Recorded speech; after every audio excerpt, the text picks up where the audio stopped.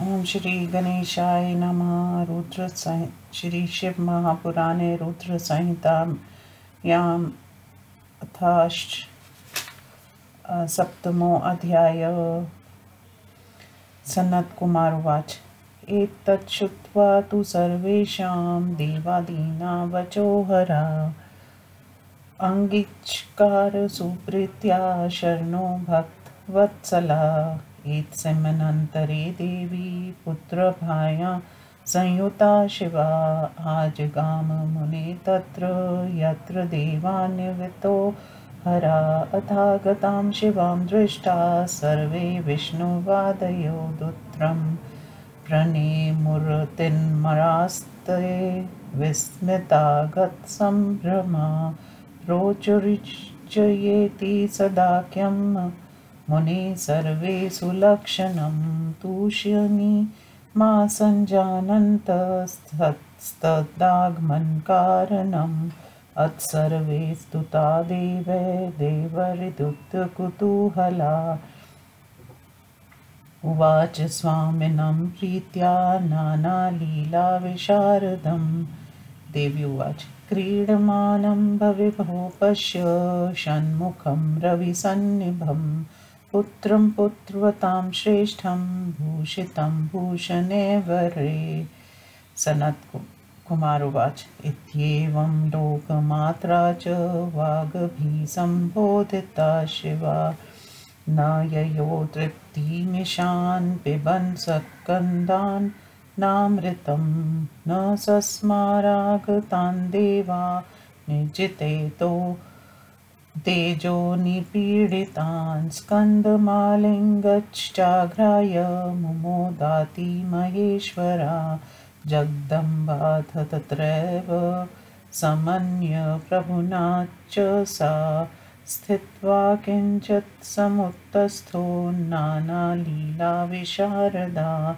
तथा सनन्दी सहषण्मुखेन त्याज शारदं गिरिराजपुत्र्या विवेश शम्भुभवर्णं सुलीलसुरेशमस्तैरभिवन्द्यमान् द्वारस्य पार्श्वतस्त सथुर्देवदेवस्य धीमता तेथ देवा महाव्यग्रा विमनस्का मुनेखिला। किं कर्तव्यं क गन्तव्यं क स्यादस्मत्सुखप्रदा किन्तु किं तत्पति सज्जातं हा हा हता समेति वादिना। अन्योन्यं प्रेक्ष्य शक्राद्या बभूव श्रातिविह्वला। प्रोचो विर्कलवाक्यं ते धिक्कुर्वन्तो निजं विधिं पापा वयमिहित्यन्ये हा भाग्याश्रेति चापरे। ते भाग्यवन्तो दैत्येन्द्रा इति चान्ये ब्रुवन् सुरा। तस्मिन्नेवान्तरे तेषां श्रुत्वा शब्दाननेकशा कुम्भोदरो महातेजा दण्डेनाताडय यत्सुरान् दुद्रुवस्ते भयाविष्टा देवाः हेति वादिना। अपतन्मुन्यक्षाणेय विहलत्वं बभूवः इन्द्रस्तु विकलोतीव जानुभ्यामवनिगता। अन्यदेवर्ष्योतीव विकला पतिता भुवि। सर्वे मिलित्वा मुन्यासुराक्षसमाकुला सङ्गता विधिहर्योरस्तु समीपं मित्रचेतसो। अहो विधिबलं चैतन्मुन्या कश्यपादया वदन्ति तदा सर्वे हरिं लोकभयापहम्। अभाग्यान् समाप्तं तु कार्यमित्यपरे द्विजा कस्मादिघ्नमिदम्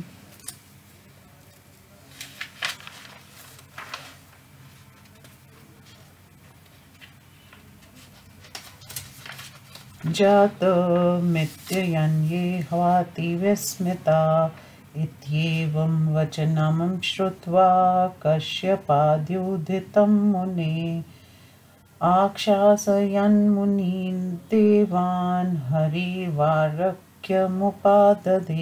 विष्णुर्वाच हे देवा मुनया सर्वे मधुच शृणुतादरात् किमर्थं दुःखमापना दुःखं तु त्यजताखिलं महदाराधनं देवा न सुसाध्यं विचार्यताम् महदाराधने पूर्वं भवेद् दुःखमिति श्रुतं विज्ञाय दृढतां देवा प्रसन्नो भवति ध्रुवं शिवा सर्वगणाध्यक्ष सहसा परमेश्वर विचार्यतां हृदा सर्वे कथं वश्यो भवेदिति प्रणवं पूर्वमुच्चार्य नमः पक्षादुदारताहरेत् शिवायेति तथा पश्चाच्छुद्धयमत्परं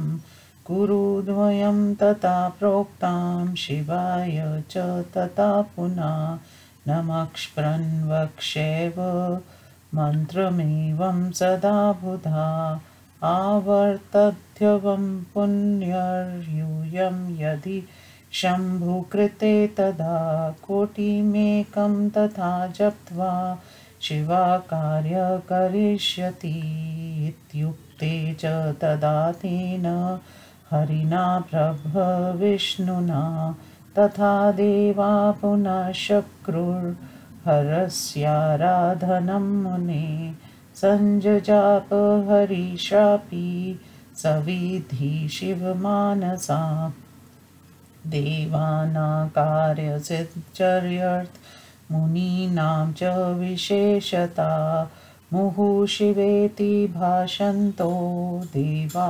धैर्यसमन्विता कोटिसङ्गचं तदा कृत्वा सिद्धातस्ते मुनिस्ततम् एतस्मिन्मन्त्रे साक्षात् शिवप्रादुर्भूत स्वयं यथोक्तेन स्वरूपेण वचनं चेदं ब्रवीत्। श्री शिववाच हे हरे हे विधे देवा मुनः शुभव्रता प्रसन्नोऽस्मि वरं ब्रूत जपेनानेन चेपिस्तं देवावचु यदि प्रसन्नो देवेश जगदीश्वर शङ्करासुरान् विज्ञाय विक्लान् हन्यन्ता त्रिपुराणि च रक्षस्मान् परमेशान् दीनबन्धो कृपाकर त्यव्येव रक्षिता देवा सदा पञ्चो मुहुर्मुहुः। सनत्कुमार उवाच इत्युक्तं वचनं तेषां श्रुत्वा स हरिविदासाम्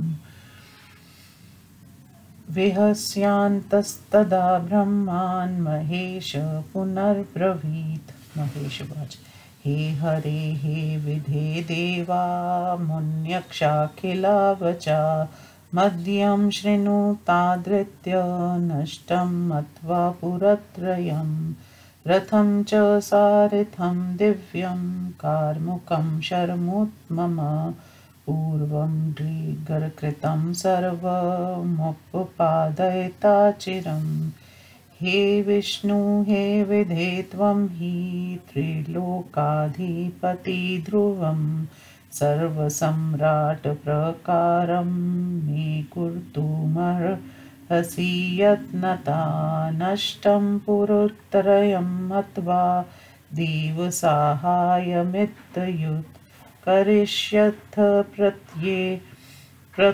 प्रयत्नेनाधिकृतो सर्गपालने अयं मन्त्रो महापुण्यो मत्तप्रीति जनकशुभा भुक्तिमुक्तिप्रदा सर्वकामदा सेवकावः धन्यो यशस्य आयुष स्वर्गकार्मिथनान्यनाम् अपवर्गो ह्रकामना मुक्तानां भुक्तिमुक्तिद य इम कीर्तयेन्मन्त्र शुचिभूत्वा सदा नरा शृण्युयाच्छ्रावयेद्वापि सर्वना कामना पनुयात्।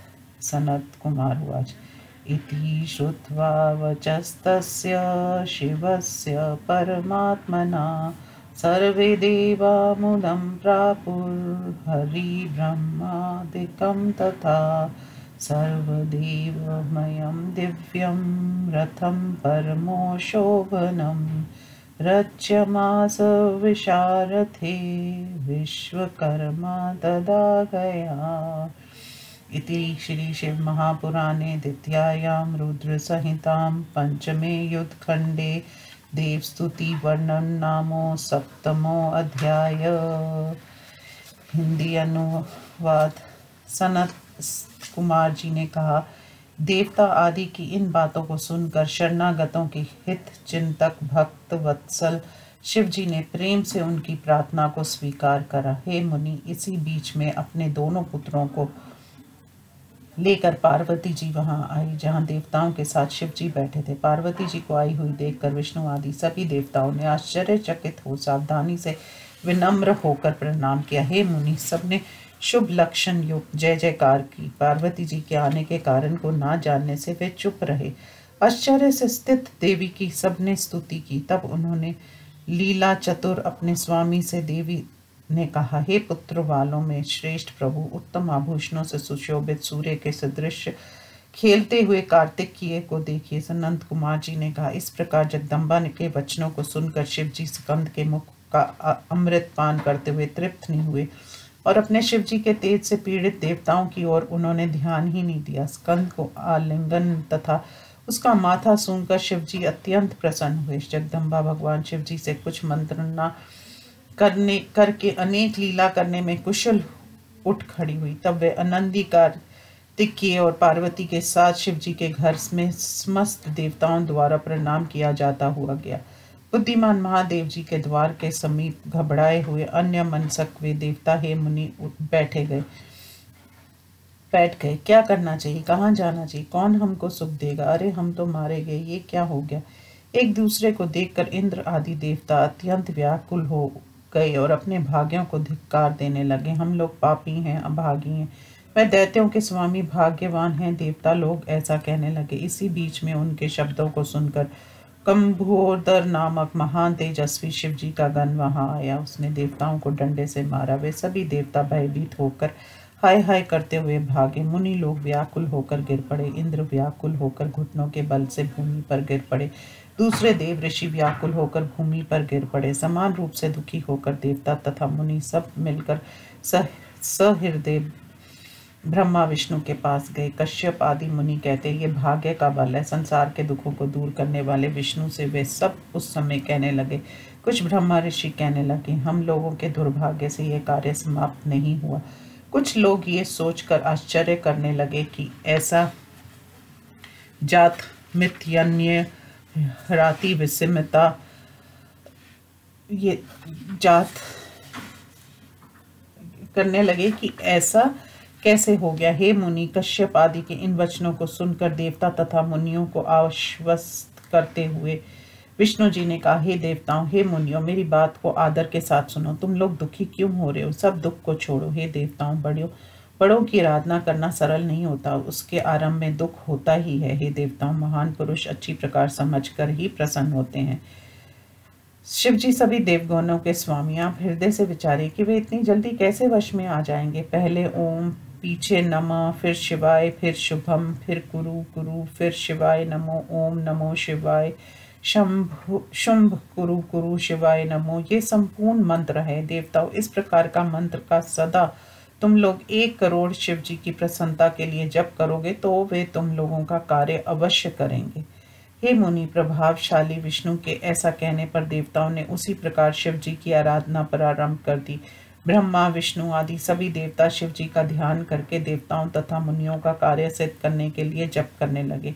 हे मुनिवर, धैर्य धारण कर देवताओं ने शिव शिव मंत्र का 1 करोड़ जप किया। इसी बीच में साक्षात शिव ने अपना वास्तविक स्वरूप दिखलाकर शिव जी ने कहा, हे ब्रह्मा विष्णु देवताओं तथा मुनियों, तुम्हें तुम्हारे इस जप से मैं प्रसन्न हूँ, तुम इच्छित वर मांगो। देवताओं ने कहा, हे देवेश जगदीश्वर शंकर, यदि आप प्रसन्न हैं तो देवताओं को व्याकुल जानकर त्रिपुरों का वध कीजिए। हे परमेशान दीन बंधु दयालु, आपने ही सदा बार बार देवताओं की रक्षा की है। सनंद कुमार जी ने कहा, ब्रह्मा विष्णु आदि देवताओं की बातों को सुनकर हे नारद, फिर शिव जी ने कहा, हे ब्रह्मा विष्णु मुनियों, आदर करके मेरी बात सुनिए कि त्रिपुर नष्ट हो गए हैं। पहले जो आप लोगों ने स्वीकार किया था, उस दिव्य रथ, सारथी, धनुष तथा बाण को शीघ्र तैयार करो। हे ब्रह्मा विष्णु, आप लोग तीनों लोकों के स्वामी सम्राट के रूप में मुझे सजाओ। सृष्टि और पालन के अधिकारी, आप दोनों पूर्वत्रय नष्ट हो गया, ये सोचकर देवताओं की सहायता कीजिए। जिस मंत्र का आप लोगों ने जप किया वह मंत्र महान पुण्य को देने वाला, मुझे प्रसन्न कराने वाला, भुक्ति मुक्ति तथा सभी कामनाओं को देने वाला एवं शिव भक्तों को सुख देने वाला। ये मंत्र धन्य है, यश को देने वाला, आयु को बढ़ाने वाला, स्वर्ग की कामना करने वालों को सुख भोग देने वाला तथा निष्काम पुरुषों को मुक्ति देने वाला है। जो मनुष्य पवित्र होकर प्रतिदिन इस मंत्र का जप करता है, सुनता है या सुनाता है, उसके सभी मनोरथ पूर्ण हो जाते हैं। सनंद कुमार जी ने कहा, इस प्रकार परमात्मा शिव जी की बात सुनकर ब्रह्मा विष्णु आदि सभी देवता प्रसन्न हो गए।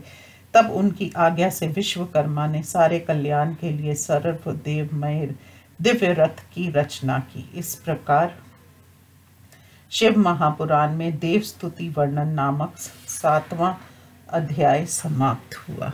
ओम नमो शिवाय।